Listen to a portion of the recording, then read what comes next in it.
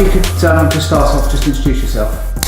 Yeah, my name's Pat Lyons. I've been an interim and contract recruiter for the last 15 years. Paid my dues in some large organisations like Harvey Nash, recently come out of a 6-year stint as a board director for LaFosse Associates, building that business with Simon LaFosse.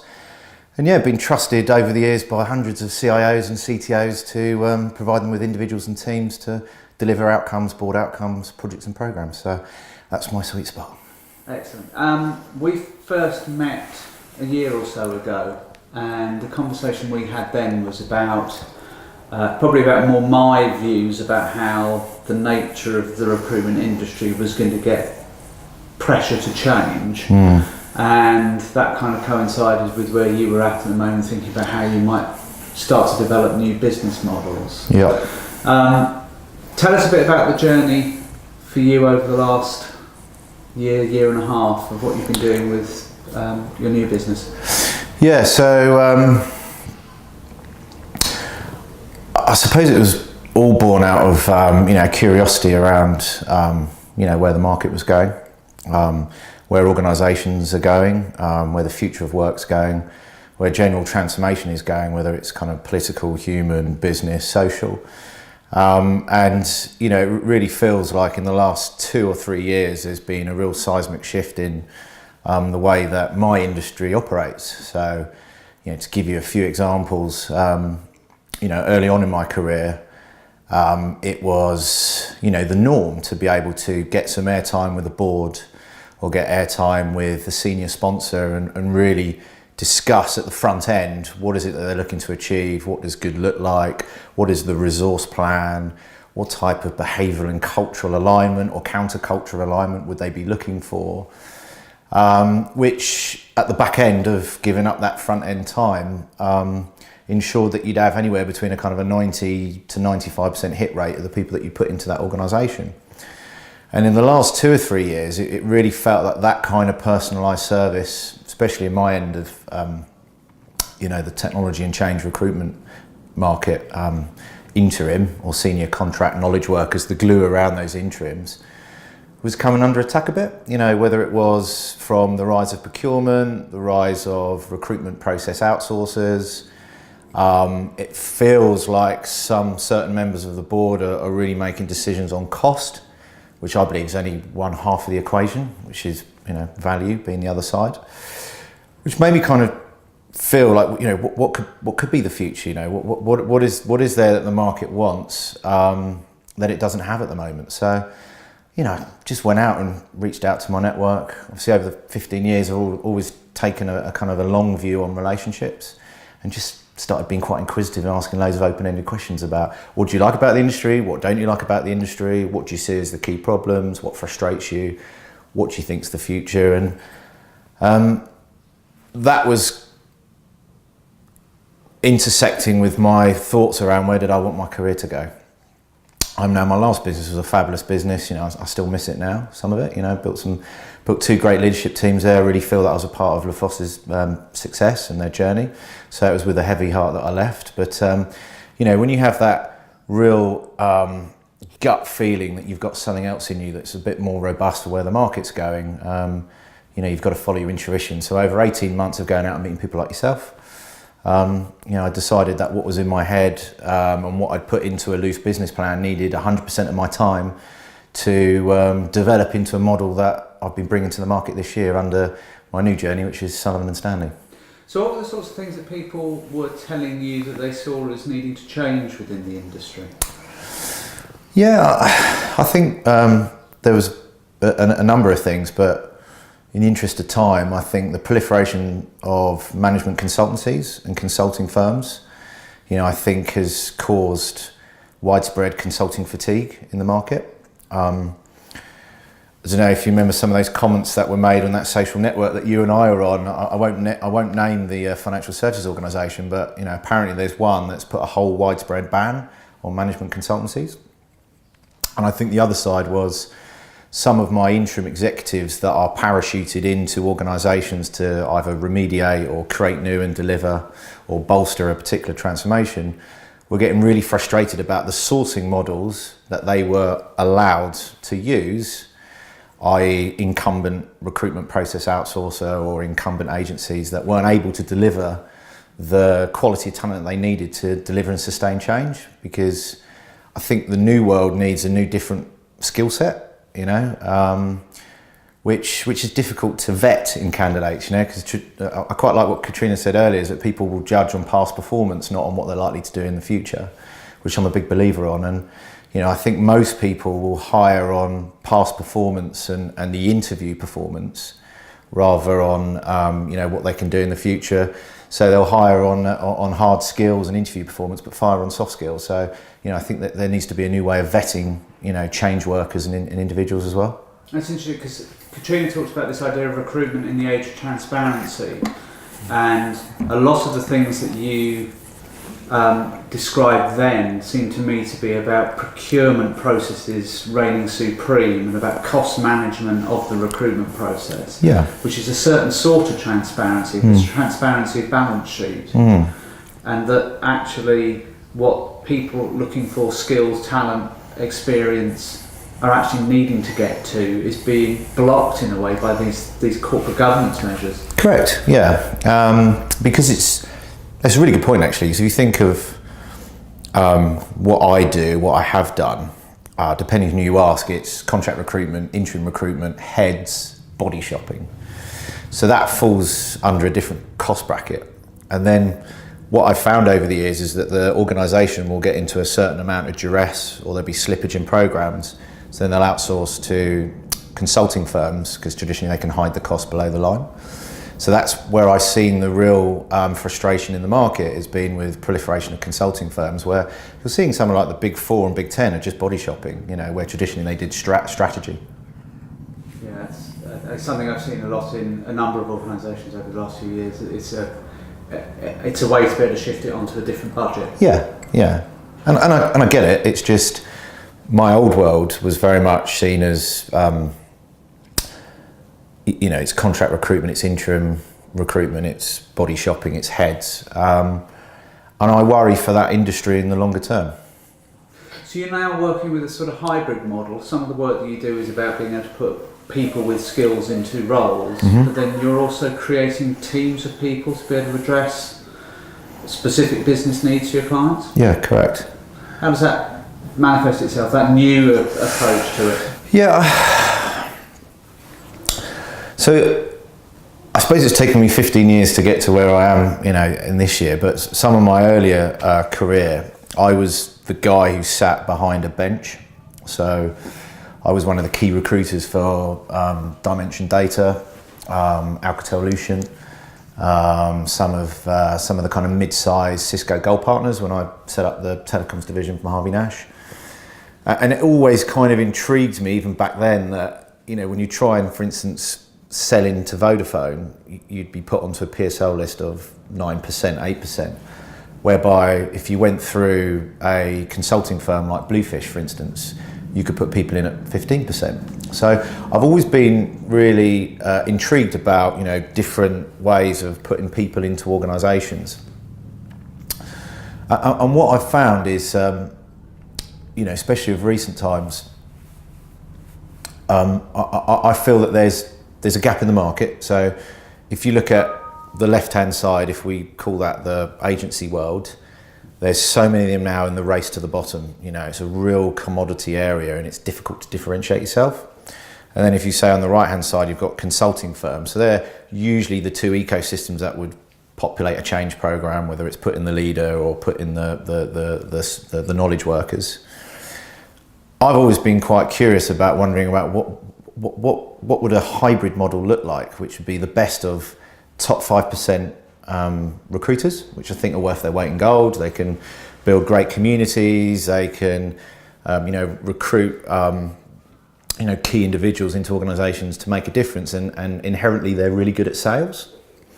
And then you look at some of the best of the interim world, which by very nature are, you know, top 5, top percent kind of change agents, leaders, board members, where, you know, they can deliver, if you like it, kind of micro consulting to organisations that's trusted.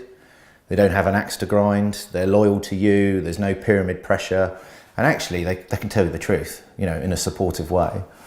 So I was wondering whether there was a world where, you know, top 5% recruiters and top 5% interim leaders and change agents intersect together to form a crowd which can deliver you know, trusted consulting to organisations. And since change is now the new norm, you know, I feel, you know, potentially it could be you know, a bit of a sweet spot in the next 5 to 10 years. So that's why I've kind of moved away to, you know, create a challenger brand this year. And you're putting quite a lot of focus into building a community of people that you then have the potential to form together into these teams. What are the sorts of things you're doing to do that? Well, I think, you know, there's probably 3 pillars to it. I think the first one is personalised service. So if we look at each individual matters. So it's making sure that the relationship's the currency, and that there's, you know, value between both parties, and you're really getting to know the individual, what they like, what they don't like, what their sweet spot is, what relationship they want with their career, you know, how can you help them, and seeing if they fit the criteria for, you know, the virtual consulting pool that I'm delivering. Now, if that's a fit for both parties, then you know, invite them into a community, which the second and third pillar would be you know, an online community where people can interact and share knowledge and you know, be part of a valued network, a valued crowd. And then offline, which is events, you know, not just your kind of traditional board round table events that I've put on together in spades in the past, but, you know, events that kind of are quite spontaneous, like flash mob events, which are decided by the crowd rather than a sales guy saying, I think we should, you know, debate digital transformation or the future of work, you know, who's interested, rather than putting it to the crowd and saying, well, you know, we've got a spot here in this location, what would everyone like to discuss? You know, and I'm finding that actually you get a bit of a flash mob effect, which has been quite interesting, and it's really enjoyable as well. So, you know, I've made a conscious decision to try and outsource as much of my back office as possible, because for me, one of the hallmarks of this business and me is, you know, is a personalised service on relationships, which is where most of my business decisions will be born out of. And so that's for I guess in old language, the candidates, the people with the skills and the talents. What are you doing on the client side? Well, on the client side, yeah, it's an interesting question. So, what I'm finding is that both of them are existing in the same community. And what I'm finding is, if we looked at some of the problems that I mentioned, some of them earlier, I think one of the bigger problems in, especially the corporate world, is a lack of strategic alignment. And on the client side, what I'm doing is offering a bespoke kind of workshop as a service type solution for clients to come in to this workshop room that you're in now, and whiteboard problems with my network. And what I'm finding is that over a period of time, that chemistry is happening between those pods to go in and deliver actually some trusted outcomes for that key sponsor. So it's still personalised, but it's very much kind of a client consulting curation service. So you're putting the people that they may work with the people who might want the work to be done, and getting them to start working together to work out whether there's a fit. Correct. Interesting. So, you know, I think if I was going to think about the big light bulb moment that made me think, I've got to do something different here, you know, I think it was, I can't remember her name now, but you'll probably remember, Matt. It's the CEO of AppSco, is it Anne something? Anyway, so I was at a Deloitte session for recruitment board directors at the start of last year, and as you could imagine, I'd say all my peers out there in the market are probably thinking, how do we pivot? What should we do next? You know, where is disintermediation coming for our respective business models or model? So it was a real hot topic.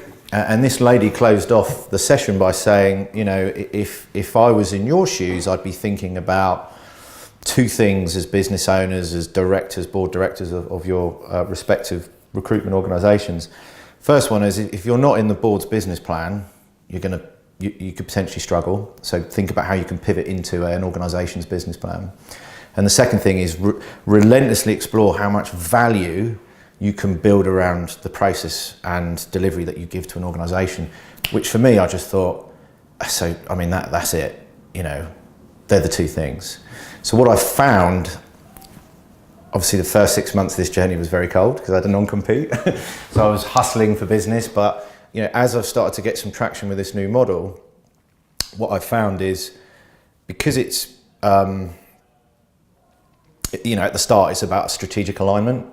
Invariably you're in at the board and you're having conversations pre-business case, which is a nice place to be. Interesting. So something that I spoke with Katrina about as well, that the recruitment industry has traditionally been about networks, but it's been about closed networks. And Katrina's looking at it from a different perspective, which is to say, why do you need to have middlemen involved in this? Because you can build those networks yourselves. You're again pushing a different spin onto it, which is about saying actually the network is the thing that is of value that will enable these connections to happen. But if I open that up to the people in the network, there's more chance of them being able to find where the work is almost. Correct. And then the traditional recruitment industry is, we've got a black book and we'll pretend that LinkedIn doesn't exist, and we'll pretend that social networks doesn't exist, and you know, still in that mindset of a closed network. How do you see that panning out over the next few years? What do you think is going to happen to the traditional recruitment businesses? That's a really good question. You know, I really liked a lot of what Katrina said. Katrina said about you know, social recruitment. You know, I think that's definitely got a role to play. I think absolutely developers are in GitHub and Stack Overflow. So I think there's, you know, there's definitely more access for internal recruiters and organisations to start building internal functions. And I think that will invariably eat away at the contingent permanent market for the independent agency. You know, if I look at Burberry as an example, one of the best clients I've ever partnered with, I mean, what a great brand. I mean, every person I ever put into that organisation, they accepted the offer because such presence, you know, such heritage in the brand. But back in 2010, I put in a transformation director and then an interim team underneath that transformation director, and then some senior knowledge workers under each individual of that leadership team to deliver some board outcomes. Very successful, really nice piece of work. And then what I found was after that piece of work, I noticed as the years ticked by, all of a sudden they'd created a search function internally. They'd created an internal permanent recruitment function and was starting to then incentivise the staff internally to open up their networks to find contractors. So if an organisation that's as forward thinking as Burberry are starting to do it, it's not going to be long before some other organisations start to do it. And we can already see that in spades happening at the moment, which, you know, the service that Katrina offers, as you can see, is in demand. So that's why my paradigm has shifted from the individual, from PSLs, from signing up to RPOs and sitting behind them, to teams and trusted consulting for board members and their direct reports, because there's value in that. There's value in that curation service, and I'm hoping and I think that will get this organisation ahead of the curve, because I think the world that I've just left in 5 years' time will either be all hoovered up by the likes of Capita and Manpower and Allegis, or will just be kind of micro niche agencies that will be following technology trends, which I think there'll always be a space for those. And it's, I guess, that there's the innovators dilemma, the Clayton Christensen model. There's been a bit of criticism in recent years, but it does strike me now that more and more non-technology industries are now suffering the same sorts of challenges, which is that for a traditional recruiter, the ability to be able to shift their business model is next to impossible, because for as long as there is revenue in the old one, the new one is likely to cannibalise it. And so they're kind of in this deathlock, and it's not until it becomes so bad that then they would find themselves actually trying to really challenge their established model. Yeah, I mean that's it's a really interesting point. You know, I know some people who are still in a company from early on in my career. It's a, you know, very successful organisation, but you know they've got, I don't know, 700 or 800 contractors out there, and that's a real value hub for them. And some of their more enterprise and dynamic staff want to go out and innovate, but are managing large P&Ls. So it's, you know, when do you lose your top talent from innovation rather to what keeps the lights on and you know, a larger agency going that reports into the city? You know, it's tough. Any other thoughts? Any other areas you'd like to cover off?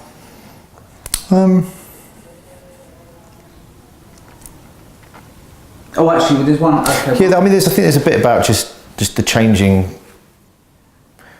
You know, for me, you know, another reason why I've set this business up is, you know, I'm not looking at what's working in recruitment. I'm looking at what's working in crowdsourcing or the circular economy. You know, and I really love the thought of that. You know, interim specialists and freelancers. You know, it doesn't only just address the core needs of the enterprise, but it also addresses the core need of the worker. Yeah. You know, because I think people are wanting to have a different relationship with their career. You know, people don't see it as a career anymore, they see it as a journey. I mean, one of the things that struck me that you said, Matt, last week was, you know, you really enjoy having a gig portfolio because you can go in and focus on an outcome and deliver that for your clients, but also your interest levels are peaked at an optimum because you're running 3 or 4 clients at the same time. So that's why I coined the phrase the executive gig economy, because I can see more kind of latter generations, you know, that's where it's going. You know, people want to have a different relationship with their career, as more that kind of industrial mindset around bonus culture with corporates at some point will have to change. You know, it'd be nice to see execs bonused on business agility and employee engagement and, you know, other metrics rather than just financial performance. But maybe that's just a pipe dream. I don't know, what do you think? I think a bit of me is not clear at the moment whether the rise of the gig economy at senior levels at the moment is just actually because nobody's recruiting anybody because of the general uncertainty in the market, and whether if things do settle down, we'll start to see that switching around. There's pros and cons to it. Having been working in this sort of space for 3.5 years now, it's different sorts of stress. There's still stress involved in it, and you've got, you know, for me, my big fear is I get ill because there's no real safety net at that point. Even if you get, you know, critical illness cover and whatever, you are running very fine. Yeah, that's interesting. There, and that with a family and whatever, that is a thing that's constantly in my mind. Where this will go next, I don't know. I think the other challenge is that the gig economy at the bottom end of the Sports Direct kind of world, needs to be heavily regulated, because at that end people will be exploited to hell and back, as they are being. If you look at what's going on with people in all sorts of different organisations. The flip side of that, though, is that those same regulations that are there to be able to protect those that have relatively low value in the market are making it quite difficult for people who've got higher value in the market. And then you get into, so that I work self-employed, I don't actually have a limited company, because I don't, unless I have employees, I don't want to set up a limited company. It's just a way of being able to route for tax measures, basically, and that there's a lot of downside potentially to that as well. I wish it were easier to be properly self-employed, operating at the level I do, so I didn't have to have that constant battle about, well, okay, now I'm using an umbrella company, or this, because companies will only contract with a company, not with an individual, because of fears about employment liability. So those kind of things. There's a lot of mess in this space at the moment. Yeah, it's a really good point. I mean, I think Mark Chillingworth did an article about CIOs are now going to startups, or not startups, but like second, third stage startups. So there's that interesting shift. So it's not just the top, but also, you know, the levels underneath, where people are just thinking, well, I can't be bothered with this corporate bureaucracy anymore. Delivery's a pipe dream. There's no alignment. There's no engagement. So it does seem to be either a talent drain into the newer, more responsive organisations in the more traditional form of employment, or the interim economy, the U economy, the executive gig economy. That seems to be where it's going. And then you've just got this bit in the middle, which is corporates who need to change, but I've obviously got so much organisation and technical debt, it's hard for them to concentrate on sorting that out versus innovation. I don't know what your views on that are. Or... Well, I mean, the other element of it is I think maybe there's also, if I think about the people who I know, if I think about my own network of free range gig economy type people, most of us are of a certain age, and we're kind of in our early to mid 40s upwards. Yeah. And basically either don't want to play the corporate game anymore because we're sick of it, or haven't been able to play the corporate game and bite our lips enough to be able to proceed. In a pyramid hierarchy, you're always going to have dropout as it goes up. Yeah. You get to your mid-40s, and if you decided that for one reason or another you're not going to carry on that route up that pyramid, you've got to find alternative ways to be able to continue to sustain your career for the next 20, 30 years. Yeah.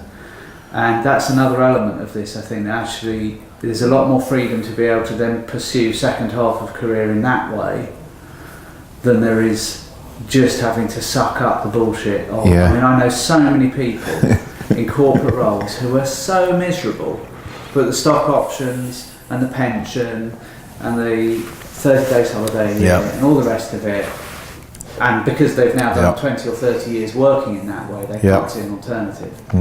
And then mostly what happens is they'll get a shock, and the shock will be redundancy for one reason or another. And then either they just try to scrabble around trying to be able to work out how they continue that path, or they go, okay, this is the time to... Yeah, it's an interesting point. It was the stock package that kept me at the last place. And the fact it was a good company and all the people there are sound. It was just, I knew it wasn't right for me, but it was a big decision, and 18 months of frustration really eats you up. So it was really nice once I did actually make the decision. My wife actually said it was good to have her old Pat back, because it just had a new mission. So I felt alive again. Yeah, it's definitely that. It's the purpose bit. Yeah. That actually, if you're not motivated by becoming the CEO. Yeah. At a certain point, you go, actually, how do I continue to progress this? Yeah, and that was it. You got board director. It was. James and I were probably going to do an MBA, and I thought, I'm not sure. It was just coming to terms with that decision. But that's been an interesting journey so far this year. Appreciate your support. Thanks for inviting me onto this podcast, my first one.